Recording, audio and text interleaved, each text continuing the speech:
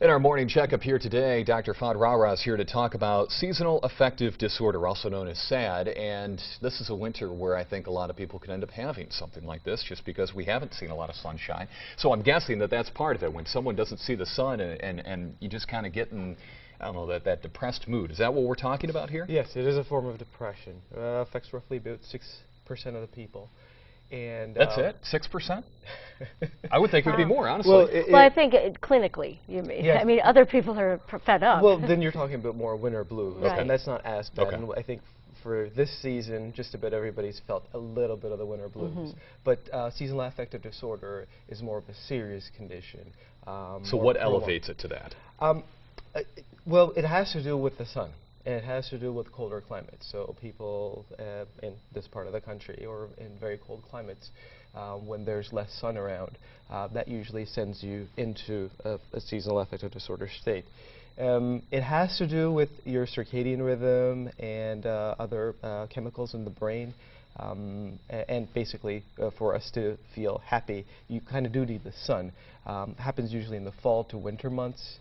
So, you know, Thanksgiving. What are some of the symptoms that, I mean, can family pick up on it? Sure. Well, the person themselves might be able to pick up on it. Again, the big difference is it's prolonged symptoms, it's severe symptoms. Sleep's affected, but people usually sleep a lot more. They don't feel like doing things they like to do before. They get low energy. They feel like they can't concentrate. And their appetite ends up increasing, and they start craving carbs. We all do at times, sure. But just this is, again, consistent, very consistent, prolonged. And so a lot of that sounds familiar with a lot of the way people feel in winter in general, but yes. You're talking about very extreme. Yes, and in psychiatry, again, one of the things is that the symptoms are bad enough where it starts affecting your functioning. Okay. So, you know, if you're kind of dragging out of bed every morning, but you're still making it to work and you're still taking care of your family and everything, that's still okay. But if it starts affecting your work that you're feeling so sad or so upset. You're not doing what you should for the kids, you're not getting to work, you're like letting things sick, go. You're like, I really can't come So today. do you prescribe a trip to the Bahamas? Is that something that we can do, or is it insurance covers? Yeah, right. Is it medication? There is medication. There's therapy. You sit down and you speak to somebody about it. That generally helps. And a specific type of treatment for the light box therapy, which is you get this light box you can get at your local pharmacy. And actually, like, produce sun-like.